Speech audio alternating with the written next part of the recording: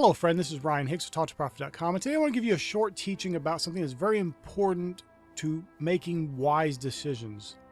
Actually, I'll give you a couple things. One is, if you see everybody falling in line with a certain opinion, going a certain way, embracing certain ideas, that's all the more reason for you to pull back and say, wait, because the normies, the normal people, the average people, the mediocre people get average and normal results. There's a very good chance that there's either some propaganda or some just whatever the news media has been telling them that they're all falling in line with. It's not from a place of thought where they weighed the issue and made a decision, but it's what they've been told. Now, you may still arrive at the same conclusion, but you want to at least have done it based on the facts and the information and how you processed it and thought about it and came to a good decision.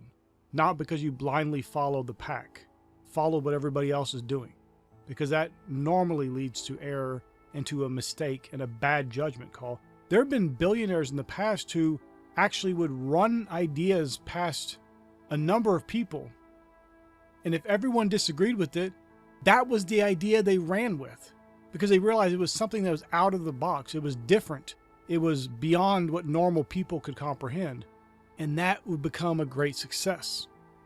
Doesn't mean you just do things to do what's different from other people, but you have to think.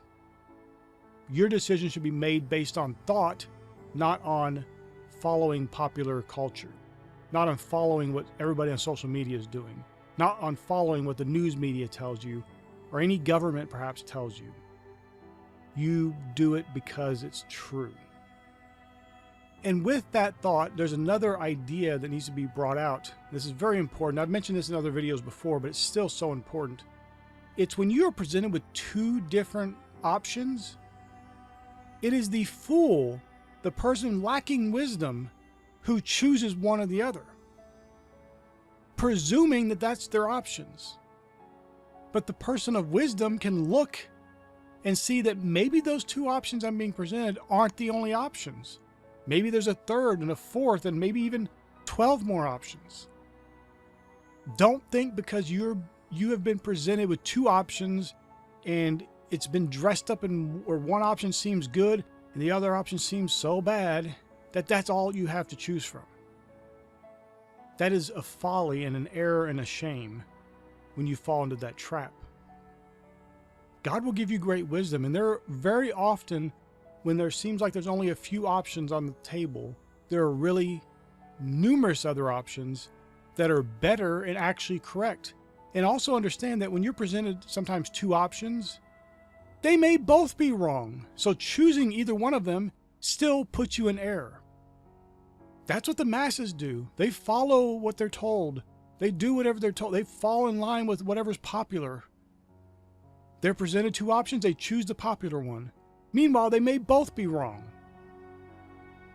And in life and in business, you'll make many unforced errors when you just blindly choose what is popular and you fall in line with what everybody else is doing. And you'll never attain great success in life because you're not being led by the Spirit, you're not getting God's wisdom, and you're not taking action on the wisdom that you've been given. I must stress this again. Very often, what is popular and what is normal and average is wrong. All you have to do is look around at popular culture. It's full of degeneracy. It's full of error. It's full of evil. It's full of foolishness. And more so in social media where people live that up just to get likes. Not even earning money in many cases. You know, used to the court jesters, they earn their keep by acting like a fool for the king or the queen and others in authority. People would be comedians and act foolish, but they were getting paid for it. And today it's devolved to such a low level that people get paid in likes. And people telling them that's funny and telling them that's great. All the while embarrassing themselves and bringing shame to their name. And not acting in the wisdom and knowledge of God. My friend, Christians are called to be a peculiar people, different. The wisdom of man is foolishness unto God. And yet doing things God's way is foolishness to man.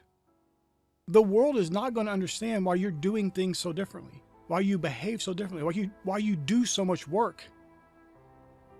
They'll drum up things to try to make you feel bad about being productive and about being ultra successful and about doing all things under the Lord. Even supposedly professing Christians will do that. While they're going off and watching their foolish superhero movies and babbling about sports, you're being productive and adding value to the world and being a blessing, and people can't understand it. But you don't want to fall in line with that. You don't want to get into that groupthink mentality and just follow what everybody else is thinking. There are things that everybody accepts that are true, and that's all right. But there's a whole lot of things that are accepted out there and just parroted as if they're true that have no basis in truth or reality. And my friend, do you want to walk and be like everyone else?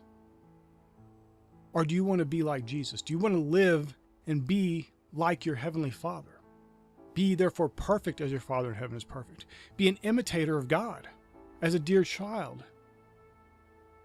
Mimicking Him, following Him, being an imitator of the Almighty. That's going to cause you to act differently. That's going to cause you to behave differently. That's going to cause you to think differently.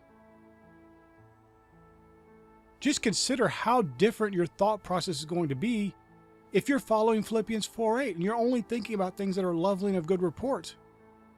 You can't even get into the same mentality of the normal person who's thinking doom and gloom, who's thinking negativity, who's thinking fear and anxiety all day.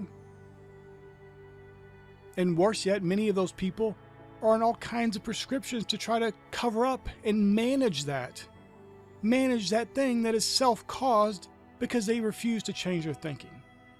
They refuse to think. They refuse to act in wisdom. They just fall in line with what's normal, what's accepted, what's popular. And that, my friend, is almost always the wrong decision. Like I said, there may be cases where what everybody accepts is actually true, but it's pretty rare. And most often, even if it is true, their reasoning for doing it is wrong and based in error. Not based on wisdom, not based on thinking through a subject and coming to a wise conclusion. It's just falling in line with what everybody else says, what everybody else believes. It's groupthink. It's just falling into the path of normalcy that everybody else is in. And that's no way to live. Greatly successful people don't do that. The prophets and wise men of old, the apostles, none of these people did that. They were all unique and peculiar people who did things based on the wisdom and knowledge of God.